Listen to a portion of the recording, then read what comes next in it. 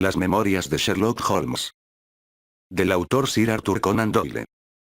El problema final.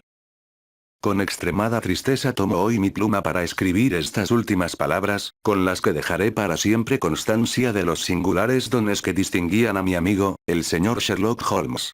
De un modo incoherente y, viéndolo ahora en profundidad, totalmente inadecuado, me propuse dar cuenta de las extrañas experiencias que tuve en su compañía. Desde el primer encuentro casual que nos uniría en la época de estudio en Escarlata hasta los tiempos de su intervención en el asunto del tratado naval, una intervención que tuvo el incuestionable efecto de evitar un serio embrollo internacional. Tenía la intención de haberme detenido aquí y de callarme todo lo relativo a aquel suceso que dejó un vacío tal en mi vida, que un lapso de 2 años no ha podido llenar. Me veo forzado, no obstante, a continuar, debido a las recientes cartas en las que el coronel Moriarty defiende la memoria de su hermano. No me queda más remedio que exponer los hechos ante el público exactamente como ocurrieron. Solo yo sé toda la verdad sobre el asunto y me alegra que haya llegado el momento en el que deja de ser bueno y provechoso el callarse. Por lo que sé, solamente se han dado 3 informes en la prensa pública. El del Journal de Geneve del 6 de mayo de 1891. El del despacho de noticias Reuter, aparecido en los periódicos ingleses del 7 de mayo, y finalmente las cartas a las que acabo de aludir. Los 2 primeros eran extremadamente concisos, mientras que el último es, como enseguida pasaré a demostrar, una absoluta desnaturalización de los hechos.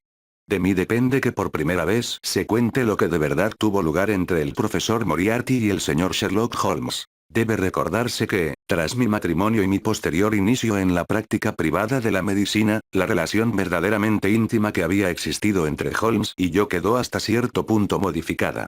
Seguía viniendo a verme de cuando en cuando, siempre que necesitaba que alguien le acompañara en las investigaciones. Pero estas visitas se fueron haciendo cada vez más raras, hasta que en el año 1890 fueron tan escasas que solo hubo 3 casos de los que yo pudiera guardar alguna anotación.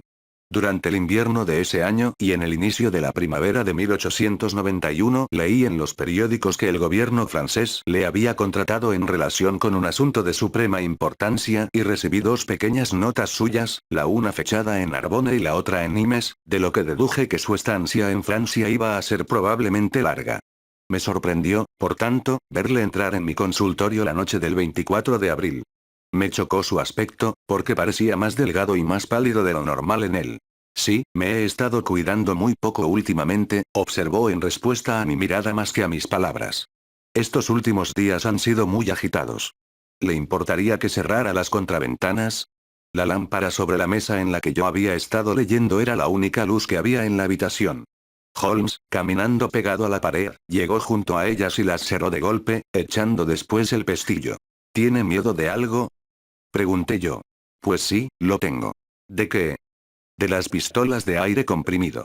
Mi querido Holmes, ¿qué quiere decir con esto?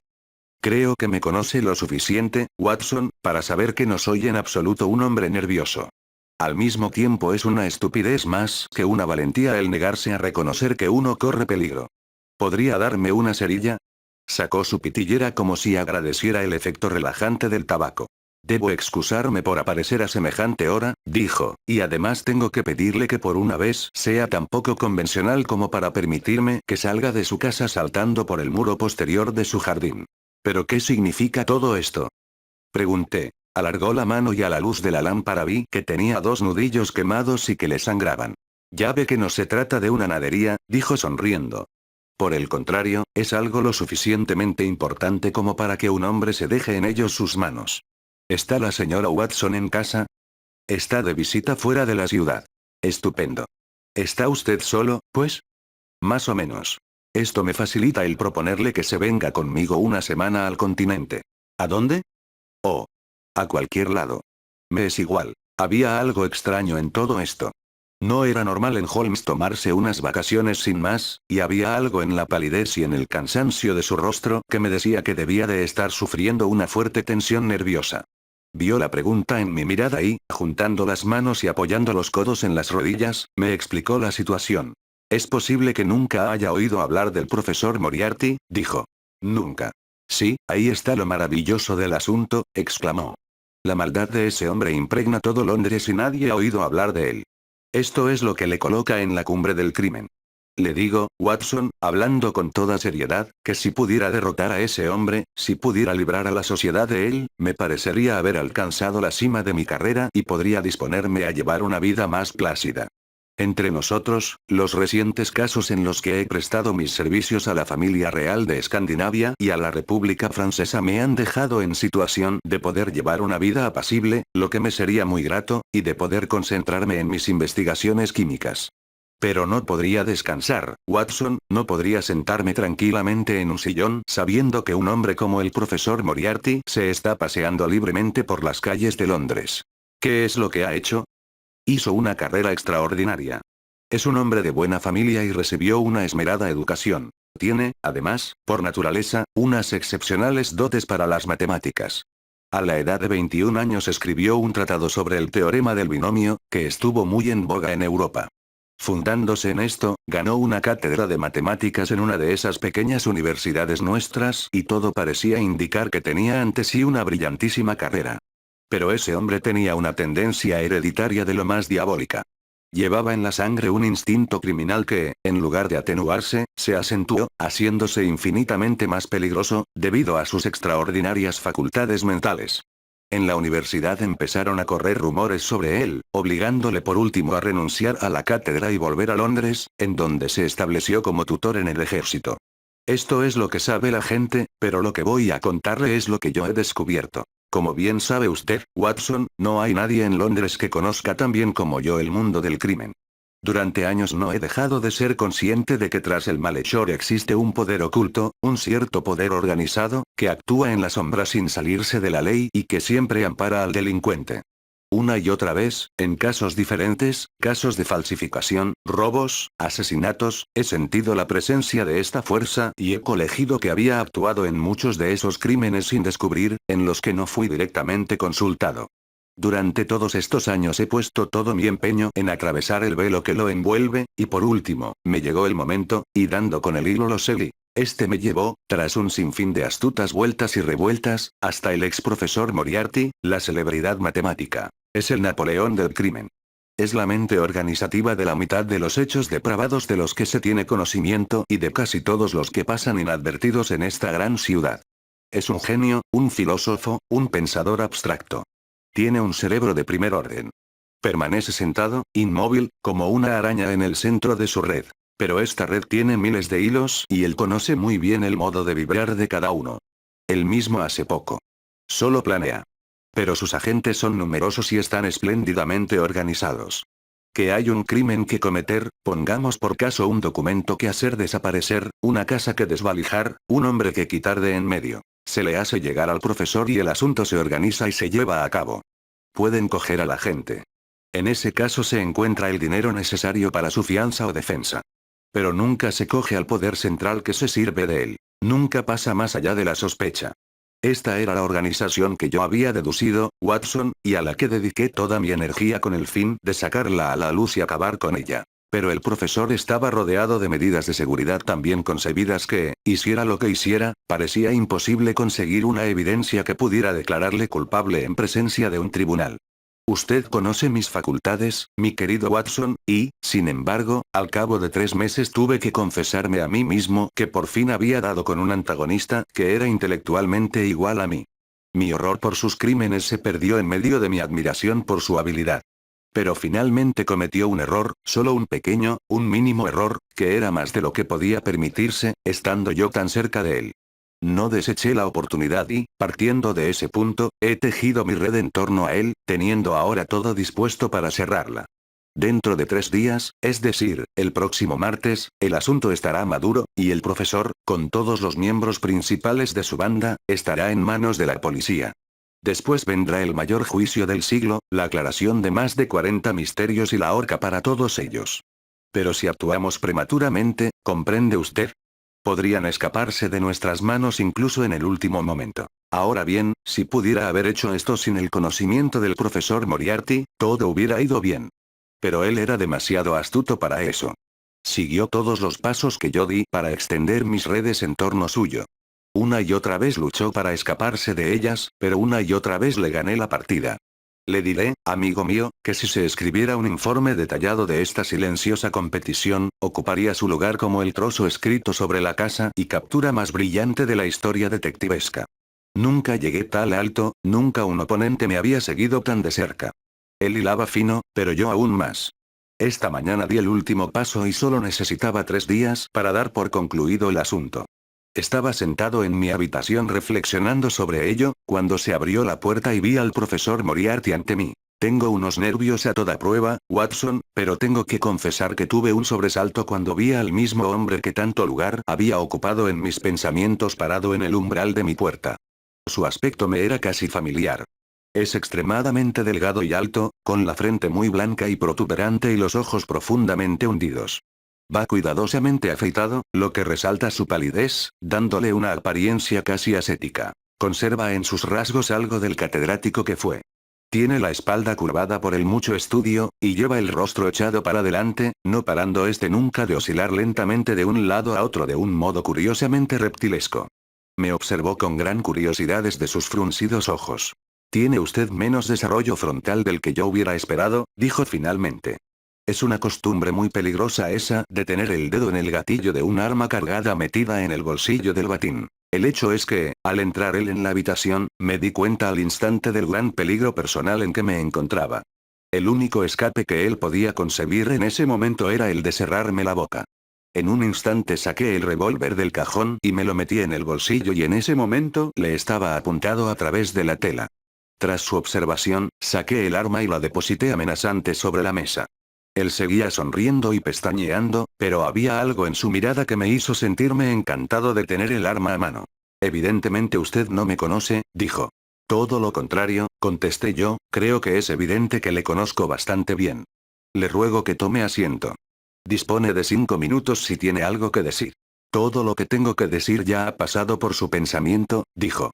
Entonces posiblemente mi respuesta ha pasado por el suyo, contesté. ¿Se mantiene firme en su propósito? Absolutamente. Se echó la mano al bolsillo y yo cogí la pistola de encima de la mesa. Pero no sacó de sino una agenda en la que tenía descuidadamente anotadas algunas fechas. Se cruzó usted en mi camino el 4 de enero, dijo. El 23 me molestó. A mediados de febrero volvió usted a causarme un serio trastorno. A finales de marzo obstaculizó absolutamente mis planes y ahora, cuando ya va a finalizar abril, su continua persecución me ha puesto en una situación en la que corro serio peligro de perder mi libertad. La situación se está haciendo imposible. ¿Qué sugiere usted? Dije. Debe renunciar a lo que se propone, señor Holmes, dijo, moviendo la cabeza de un lado a otro. Realmente debe hacerlo, ¿sabe? Después del lunes, dije yo. Venga ya. Dijo. Estoy seguro de que un hombre de su inteligencia enseguida se dará cuenta de que este asunto no tiene más que una solución. Es necesario que se aparte de mi camino. Ha hecho usted que las cosas tomaran un cariz tal que ahora solo nos queda una salida. Ha supuesto para mí un placer el verle luchar a brazo partido en este asunto y puedo decir, sin exagerar, que me causaría una gran pena el verme forzado a tomar medidas extremas. Sonríe usted, caballero, pero le aseguro que es así. El peligro forma parte de mi trabajo, observé. No se trata de peligro, dijo. Es la destrucción inevitable. Está usted obstaculizando el paso no de una sola persona, sino de toda una poderosa organización, cuyo alcance, con toda su inteligencia, sería usted incapaz de conseguir. Quítese de en medio, señor Holmes, si no quiere ser aplastado. Lo siento, dije yo, levantándome, pero el placer de la conversación me ha hecho olvidar que un asunto de importancia me está esperando en otro lugar. Se levantó y me miró en silencio moviendo tristemente la cabeza. Bueno, dijo finalmente. Es una pena, pero yo he hecho lo que he podido. Conozco los movimientos de su juego. No puede hacer nada antes del lunes. Ha sido un duelo entre usted y yo, señor Holmes. Usted esperaba verme sentado en el banquillo de los acusados y yo le digo que nunca me verá. Esperaba vencerme y yo le digo que nunca lo hará. Si cuenta con la suficiente inteligencia como para acarrearme la destrucción, esté seguro de que yo no me quedaré atrás. Me ha hecho usted varios cumplidos, señor Moriarty, dije yo. Déjeme devolvérselos a mi vez diciéndole que, si me asegurara lo primero, estaría encantado de aceptar, en interés público, lo segundo. Puedo prometerle lo uno pero no lo otro, dijo gruñendo, y luego, volviendo hacia mí su curvada espalda, salió de la habitación, husmeándolo todo sin dejar de parpadear. Esta fue mi singular entrevista con el profesor Moriarty. Confieso que me dejó bastante perturbado. Su grave y precisa manera de hablar da una idea de sinceridad, que un simple fanfarrón no podría producir. Por supuesto, usted se dirá, ¿por qué no tomar precauciones policiales contra él? La razón es que yo estoy totalmente convencido de que el golpe lo darán sus agentes. Tengo todas las pruebas de que será así. ¿Le han atacado ya alguna vez? Mi querido Watson, el profesor Moriarty no es un hombre que deje crecer la hierba bajo sus pies. Salía eso del mediodía por unos asuntos que tenía que arreglar en Oxford Street. Al pasar la esquina que va desde Bentinck Street hasta el cruce de Welbeck Street, apenas tuve tiempo de ver un furgón de 2 caballos que venía zumbando hacia mí, cuando se me echó encima a la velocidad del rayo. Salté a la acera y me salvé por una fracción de segundo. El furgón giró rápidamente en Marylebone Lane y desapareció en un instante. Tras esto no volví a salirme de la acera, Watson, pero, cuando bajaba por Vere Street un ladrillo vino a caer desde el tejado de una de las casas y se hizo añicos a mis pies. Llamé a la policía e hice que examinaran el lugar. Había tejas y ladrillos acumulados en el tejado preparados para hacer una reparación y me habrían convencido de que el viento había hecho caer uno de estos. Por supuesto yo sabía algo más, pero no tenía ninguna prueba. Tras esto tomé un simón y me fui a las habitaciones de mi hermano en Pall Mall, donde he pasado el día. Ahora he venido a verle a usted, y en el camino me atacó un matón armado con una porra. Le derribé y ahora está custodiado por la policía. Pero puedo decirle con toda seguridad que nunca se establecerá conexión alguna entre el tipo contra cuyos dientes me acabo de despellejar los nudillos y el catedrático de matemáticas retirado, quien, me atrevería a decir, se encuentra a 10 millas de distancia solucionando problemas en una pizarra. No sé qué preguntará ahora, Watson, por qué lo primero que hice al entrar en su casa fue cerrar las contraventanas y por qué me he visto obligado a pedirle permiso para salir de su casa utilizando una salida menos llamativa que la puerta principal. A menudo había sentido admiración por el valor de mi amigo, pero nunca más que ahora, al verle examinar la serie de incidentes cuya combinación debía de haber constituido un día de horror para él. ¿Pasará aquí la noche? Dije. No, amigo mío. Sería un huésped peligroso para usted. Ya he hecho mis planes y todo irá bien.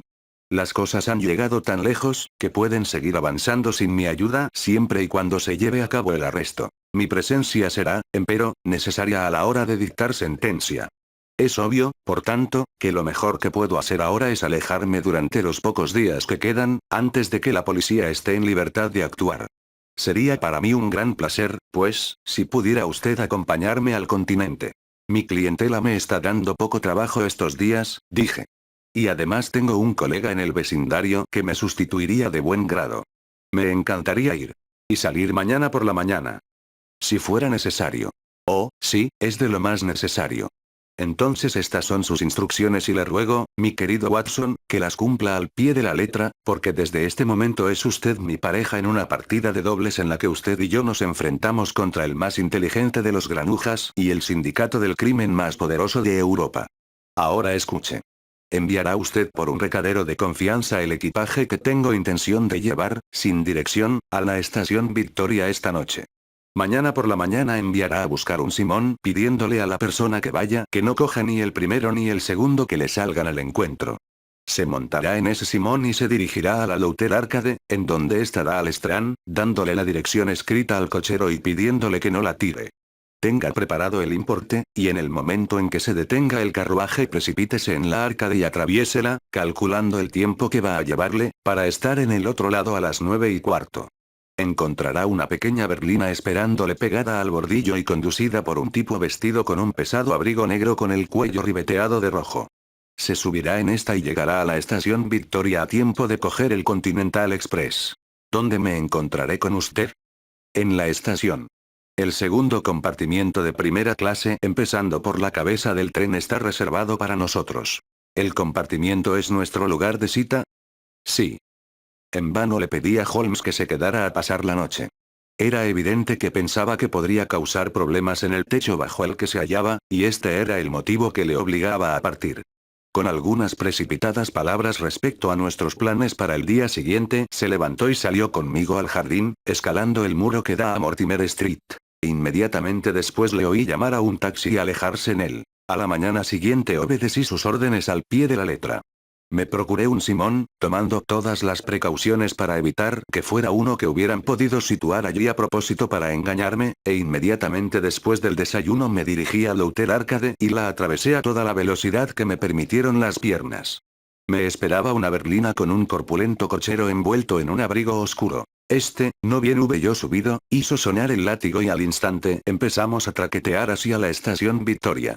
Al llegar allí giró el carruaje y se alejó a toda prisa sin mirarme siquiera. Hasta aquí todo había ido admirablemente. Tenía el equipaje esperándome y no tuve dificultad en encontrar el compartimiento que Holmes me había indicado. Tanto menos cuanto que era el único en todo el tren con el cartel de reservado. Mi única fuente de ansiedad era ahora el que Holmes no acababa de aparecer. En el reloj de la estación faltaban 7 minutos para la hora de salida del tren. En vano busqué entre los grupos de viajeros y acompañantes la ágil figura de mi amigo. No había signos de su presencia. Pasé 5 minutos ayudando a un venerable sacerdote italiano, quien se empeñaba en hacerle comprender a un maletero en un inglés chapurreado que su equipaje tenía que ser registrado vía París. Luego, tras echar otro vistazo alrededor, volví a mi compartimiento, en donde encontré que el maletero, a pesar del cartel de reservado, me había puesto a mi decrépito amigo italiano como compañero de viaje. De nada me valió explicarle que su presencia era una intrusión, porque mi italiano era todavía más limitado que su inglés. Con que me encogí de hombros resignadamente y seguí buscando ansiosamente con la mirada a mi amigo. Me dio un escalofrío al pensar que su ausencia podría significar que algo le había sucedido durante la noche. Ya habían cerrado las puertas y el tren empezaba a silbar cuando... Mi querido Watson, dijo una voz, ni siquiera ha tenido el detalle de decirme buenos días. Me volví asombrado. El anciano sacerdote había vuelto su cara hacia mí. En un instante se le suavizaron las arrugas, la nariz se le separó de la barbilla. El labio inferior dejó de sobresalir y la boca de temblar. Los apagados ojos se le iluminaron y la encogida figura se estiró. Tras esto, todo el montaje se derrumbó y Holmes reapareció con la misma rapidez con que había desaparecido. ¡Santo cielo!, exclamé.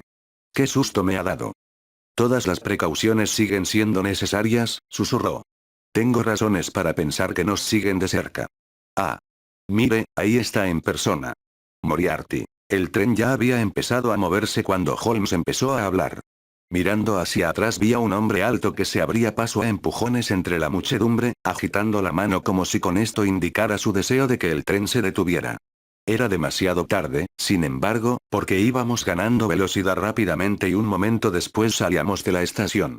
Con todas las precauciones que hemos tomado, nos hemos salvado por poco, dijo Holmes riéndose. Se levantó y, quitándose la negra sotana y el sombrero que habían constituido su disfraz, los metió en una bolsa de mano. ¿Ha leído el periódico, Watson? No. ¿No ha leído nada, entonces, de lo que ha pasado en Baker Street? ¿Baker Street? Prendieron fuego a nuestra casa ayer por la noche. No causó grandes daños. Santo cielo. Esto es intolerable. Debieron de perderme por completo la pista después de que arrestaran al matón. De no ser así, no hubieran pensado que yo había de volver a mi casa. Habían tomado la precaución de vigilarle a usted, y eso es lo que lo ha traído a Moriarty hasta la estación Victoria. ¿Cometió usted algún error al venir hacia aquí? Hice exactamente lo que me aconsejó. ¿Encontró la berlina esperándole? Sí, me estaba esperando. ¿Reconoció al cochero? No. Era mi hermano Mycroft. Es una ventaja el poder apañárselas en casos semejantes sin tener que tomar un mercenario. Pero ahora tenemos que planear lo que vamos a hacer con Moriarty. Puesto que esto es un expreso y los horarios del barco están en correspondencia con este, creo que nos lo hemos quitado de encima de un modo bastante efectivo. Mi querido Watson, evidentemente usted no se da cuenta de lo que significan mis palabras cuando digo que puede considerar a este hombre en el mismo plano intelectual que yo. No se imaginará usted que, si yo fuera el perseguidor, iba a dejar que me detuviera un obstáculo tan mínimo. ¿Por qué, pues, va usted a considerarlo como un hombre mediocre? ¿Qué hará? Lo que yo haría. ¿Qué haría usted, pues? Tomar un tren particular. Pero ya será tarde. En absoluto. El tren se para en Canterbury y siempre hay por lo menos un cuarto de hora de retraso en la salida del barco. Nos cogerá allí. Uno pensaría que somos nosotros los criminales. Hagamos que lo arresten al llegar nosotros. Eso echaría a perder el trabajo de 3 meses. Cogeríamos al pez gordo, pero los pequeños saldrían disparados, escapándose de la red. El lunes los tendremos a todos. No, no podemos permitirnos un arresto ahora. Entonces, ¿qué? Nos apearemos en Canterbury. ¿Y entonces? Bueno, entonces tendremos que hacer el recorrido hasta New Haven en esos trenes de vía estrecha que se paran en todas las estaciones y desde allí cruzaremos a Dieppe. Moriarty volverá a hacer lo que yo haría. Continuará hasta París, señalará nuestro equipaje y esperará 2 días en el depósito. Mientras tanto, nosotros nos compraremos un par de bolsos de viaje, iremos favoreciendo con todas nuestras compras a los fabricantes de todos los países, por lo que pasemos y seguiremos nuestro apacible camino hacia Suiza, vía Luxemburgo y Basilea. Soy un viajero lo bastante experimentado para que me preocupara la pérdida de mi equipaje, pero debo confesar que me incomodaba un poco la idea de verme forzado a andarme zafando y escondiendo de un hombre cuyo negro historial estaba plagado de crímenes. Era evidente, sin embargo, que Holmes entendía la situación más claramente que yo. Así pues, nos apeamos en Canterbury solo para descubrir que teníamos que esperar 1 hora para coger un tren con dirección a New Haven. Estaba todavía mirando con pesar hacia el furgón de equipaje que desaparecía rápidamente de mi vista con todo mi guardarropa en su interior, cuando Holmes me tiró de la manga y me señaló la vía. Mire, ya viene, dijo. A lo lejos, por entre los bosques de Kentish, surgía una fina columna de humo. Un minuto después vimos un vagón con su máquina tomando a toda velocidad la abierta curva de entrada en la estación. Apenas habíamos tenido tiempo de ocultarnos tras una pila de equipajes cuando este pasó por delante con su estrepitoso traqueteo y nos lanzó una bocanada de aire caliente a la cara. Ahí va, dijo Holmes, mientras mirábamos cómo el tren se alejaba balanceándose al pasar por las agujas. La inteligencia de nuestro amigo, como ve, tiene sus límites. Hubiera dado un coup de maître de haber deducido y obrado en consecuencia con lo que yo hubiera deducido. ¿Y qué es lo que hubiera hecho en el caso de que nos hubiera adelantado? No cabe duda de que hubiera atacado con fines asesinos. Sin embargo, es este un juego que admite 2 jugadores. Lo que nos debemos plantear ahora es si almorzamos aquí a una hora que sería la propia del desayuno o corremos el riesgo de morirnos de hambre antes de llegar a la cantina de la estación de New Haven. Esa noche hicimos el camino hasta Bruselas, donde pasamos 2 días, llegamos el tercer día hasta Estrasburgo. En la mañana del lunes, Holmes telegrafió a la policía de Londres, y por la noche teníamos la respuesta aguardándonos en el hotel. Holmes rasgó el sobre y luego, maldiciendo, lo echó a la chimenea. Debería haberlo supuesto. Gruñó. Se ha escapado. Moriarty. Han atrapado a todos los de su banda menos a él. Se les ha escapado de las manos. Evidentemente, al irme yo unos días fuera del país, no hubo nadie capaz de enfrentarse con él. Pero de verdad pensaba que les había dejado todo hecho. Creo que lo mejor que puede hacer es volver a Inglaterra, Watson. ¿Por qué? Porque yo sería para usted una compañía peligrosa si se quedara. Este hombre se ha quedado sin ocupación. Está perdido si vuelve a Londres. Si le conozco bien, creo que dedicará todas sus energías a vengarse de mí. Así lo dijo en nuestra breve entrevista y creo que lo decía en serio. De verdad, le recomiendo que vuelva junto a su clientela. No era muy acertado darle un consejo semejante a alguien que, además de ser un veterano del ejército, era un viejo amigo suyo. Nos sentamos en la salle a manger de la estación de Estrasburgo y discutimos la cuestión durante media hora, pero esa misma noche ya habíamos reanudado viaje y nos dirigíamos hacia Ginebra. Estuvimos durante una encantadora semana vagabundeando por el valle del Ródano y luego, dejando este a un lado en Leut, nos encaminamos hacia el puerto de Gemi, todavía cubierto de nieve y, una vez atravesado este, hacia Meiringen, pasando por Interlaken. Fue un viaje precioso, con el delicado verde primaveral en la llanura y la virginal blancura invernal en lo alto de las montañas. Pero yo me daba perfecta cuenta de que Holmes no olvidaba ni siquiera un solo instante la sombra que le perseguía.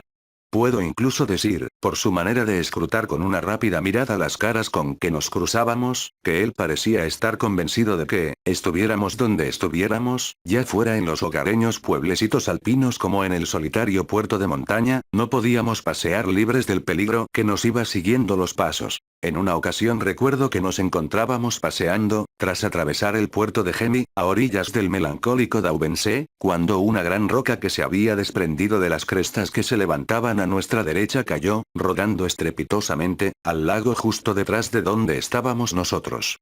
En un momento Holmes se subió a la cresta y, de pie en un elevado pináculo, estiraba el cuello en todas las direcciones.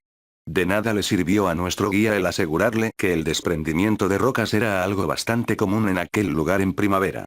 No dijo nada, pero me sonrió con la cara del hombre que acaba de ver el cumplimiento de lo que estaba esperando. Y, sin embargo, a pesar de toda esta vigilancia no se deprimió nunca. Por el contrario, no recuerdo haberle visto nunca de tan buen humor. Una y otra vez volvía al hecho de que, si pudiera estar seguro de que la sociedad estaba libre del profesor Moriarty, con sumo gusto daría por concluida su carrera. Creo que puedo decir sin estar muy desencaminado, Watson, que no he vivido completamente en vano, observó en una ocasión. Si mi historial se cerrara esta noche, no dejaría de ser ecuánime al examinarlo. El aire de Londres es más dulce con mi presencia. En más de 1000 casos nunca he utilizado mis facultades en beneficio del mal.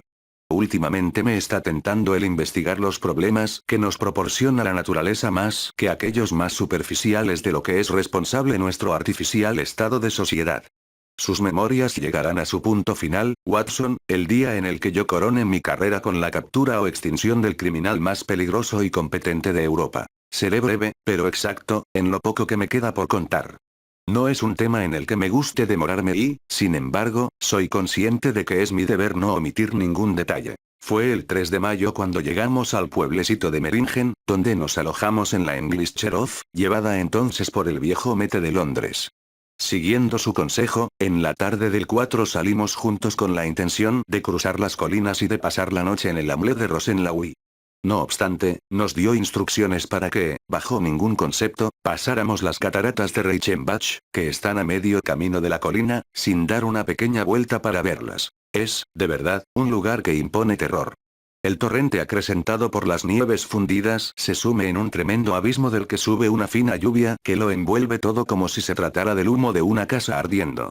El lecho por el que se precipita el propio río es una inmensa cima limitada por unas rocas negras y resbaladizas que se estrecha en un pozo de incalculable profundidad, de aspecto cremoso e hirviente, en el que se arremolina la corriente al pasar por entre sus mellados bordes. El continuo movimiento de la corriente verdosa cayendo desde lo alto y la espesa cortina de siseante agua pulverizada que no deja de subir desde el abismo, marean a un hombre con su torbellino y clamor constantes. Nos quedamos en el borde, observando el brillo del agua que se estrellaba contra las rocas muy por debajo de donde estábamos y escuchando el grito casi humano, parecido a un intenso gemido, que producía la nube de agua que subía desde el abismo. Han abierto un camino que rodea media catarata con el fin de permitir una vista completa, pero este acaba bruscamente y el viajero ha de volver por donde ha venido. Ya nos habíamos dado la vuelta para disponernos a regresar, cuando vimos a un muchacho suizo que venía corriendo por este con una carta en la mano. Llevaba el membrete del hotel que acabábamos de abandonar y el patrón la enviaba a mi nombre. Decía que a los pocos minutos de salir nosotros había llegado una dama inglesa que se encontraba al borde de la muerte. Había pasado el invierno en Davos-Platz y se encontraba de viaje ahora para reunirse con unos amigos en Lucerna, cuando le había sobrevenido una súbita hemorragia. Pensaban que solo viviría unas horas, pero supondría un gran consuelo para ella que la viera un médico inglés y, si yo fuera tan amable de volver, etcétera, etcétera. El bueno de Steyler me aseguraba en una postdata que él mismo consideraría mi asentimiento como un gran favor, ya que la dama se había negado en redondo a que la viera un médico suizo, y él se encontraba en una situación de gran responsabilidad. No se podía ignorar tal llamada. Era imposible negarse al requerimiento de una compatriota que se encontraba al borde de la muerte en tierra extraña. Y, sin embargo, sentía escrúpulos de dejar a Holmes. Finalmente acordamos que el muchacho suizo se quedaría con él haciéndole de guía y compañero y yo volvería a Meiringen. Mi amigo dijo que se quedaría un rato en la catarata y luego iría paseando tranquilamente por las colinas hasta Rosenlaui, donde yo me reuniría con él por la noche. Al alejarme vi a Holmes apoyado en una roca con los brazos cruzados y la mirada fija en el correr tumultuoso de las aguas. Esta sería la última visión que tendría de él en este mundo. Cuando estaba casi al pie del camino de bajada miré hacia atrás. Era imposible ver las cataratas desde allí, pero se veía el serpenteante sendero que sube por la ladera de la colina hasta esta. Recuerdo que vi a un hombre que iba caminando a toda prisa por el sendero. Me fijé en él por la energía con que caminaba, pero desapareció de mi mente, apresurado como iba a cumplir mi encargo. Debió de llevarme un poco más de una hora llegar a Meiringen. El viejo Steyler estaba en el porche del hotel. Bien, dije corriendo hacia él, espero que no esté peor. Hizo un gesto de sorpresa y empezó a parpadear sin saber de qué le estaba hablando, y en ese momento me dio un vuelco el corazón. ¿No ha escrito usted esto? Dije, sacando la carta de mi bolsillo. ¿No hay una mujer enferma en el hotel? Pues claro que no, exclamó. Pero la carta lleva el membrete del hotel. Ajá. Debe de haberla escrito el caballero inglés que llegó después de que ustedes se fueran. Dijo. Pero yo no esperé a las explicaciones del patrón. Con un estremecimiento de miedo eché a correr calle abajo y me encaminé al sendero del que acaba de descender. Me había llevado 1 hora bajar. A pesar de todos mis esfuerzos, pasaron otras 2 antes de que me volviera a encontrar en la catarata de Reichenbach. El bastón de paseo de Holmes seguía apoyado en la roca donde yo le había dejado. Pero no había indicios de su presencia y de nada me sirvió gritar. La única respuesta que obtuve era mi propia voz, que multiplicaba el eco de los riscos que me rodeaban. Fue la visión del bastón de paseo lo que me dejó frío. No había ido, pues, a Rosenlaui. Se había quedado en aquel estrecho sendero de no más de 3 pies de anchura con una pared que se levantaba a pico a un lado y una caída semejante por el otro, hasta que su enemigo lo había alcanzado. El joven suizo había desaparecido también. Lo más probable es que también él trabajara para Moriarty y los hubiera dejado solos. ¿Y qué había sucedido después? ¿Quién nos lo iba a decir? Me quedé quieto un rato, intentando recobrar el dominio de mí mismo, porque estaba totalmente aturdido por el horror. Luego empecé a pensar en los propios métodos de Holmes y a ponerlos en práctica interpretando esta tragedia. Solo que, ¡ay! Era demasiado sencillo. Durante nuestra conversación no habíamos ido hasta el final del sendero y el bastón señalaba el lugar en el que nos habíamos quedado. La tierra negruzca está siempre blanda, debido a la incesante lluvia, y un pájaro hubiera dejado sus huellas en ella. 2 líneas de pisadas estaban claramente impresas a lo largo del camino y ambas seguían el camino hasta más allá de donde yo estaba. No había ninguna que volviera hacia mí. A unas yardas del final el suelo era un amasijo de barro totalmente surcado de pisadas, y las zarzas y los helechos del borde del abismo estaban todos arrancados y aplastados. Me tumbé boca abajo y ahora no podía ver sino el brillo de la humedad aquí y allí en las negras paredes y allá abajo en las profundidades del abismo el brillo de aguas tumultuosas. Grité, pero solo me respondió el grito casi humano de la catarata. Pero el destino había previsto que, después de todo, tuviera una última palabra de agradecimiento de mi amigo y compañero. Ya he dicho que su bastón de paseo estaba apoyado en la roca que sobresalía del sendero. Vi algo que brillaba encima de esta y, levantando la mano, descubrí que el brillo procedía de la pitillera de plata que solía llevar consigo. Al cogerla cayó al suelo un cuadrado de papel sobre el que ésta había sido depositada. Lo desplegué y vi que consistía en 3 páginas arrancadas de su libro de notas y que estaban dirigidas a mí. Como correspondían a su carácter, la dirección era tan precisa y la escritura tan firme y clara como si las hubiera escrito cómodamente sentado en su estudio. Mi querido Watson, decía, le escribo estas líneas gracias a la cortesía del señor Moriarty, que me ha dejado elegir el momento para discutir por última vez cuestiones que se interponen entre nosotros. Me ha hecho un breve resumen de los métodos que ha seguido para esquivar a la policía inglesa y mantenerse al tanto de nuestros movimientos.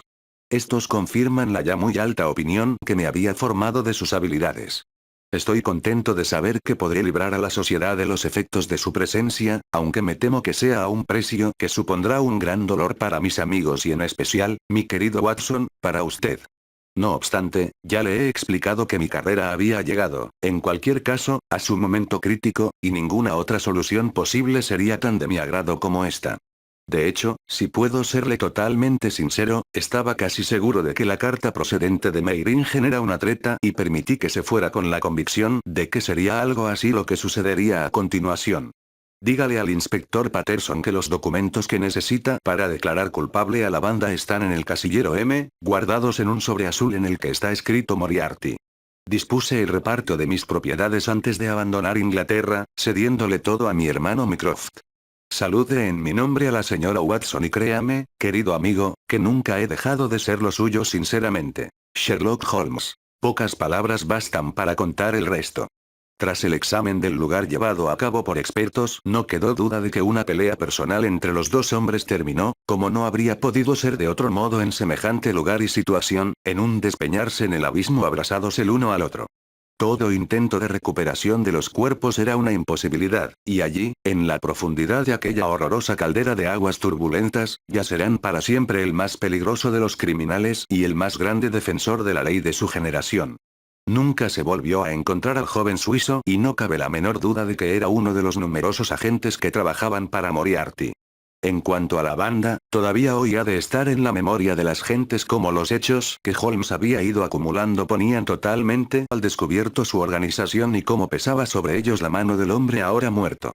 Pocos detalles relativos a este salieron a la luz durante el proceso, y el que ahora me haya visto obligado a hacer una exposición exacta de su carrera se debe a esos imprudentes paladines que intentan limpiar su memoria, atacando a aquel a quien siempre consideraré como el mejor y el más inteligente de los hombres que yo haya conocido. Fin. Así termina el libro Las Memorias de Sherlock Holmes. Del autor Sir Arthur Conan Doyle. En la descripción como en el video les dejamos trabajos del mismo estilo. No olviden comentar o suscribirse al canal, asimismo recomendar nuevos libros para trabajarlos y editarlos. Saludos.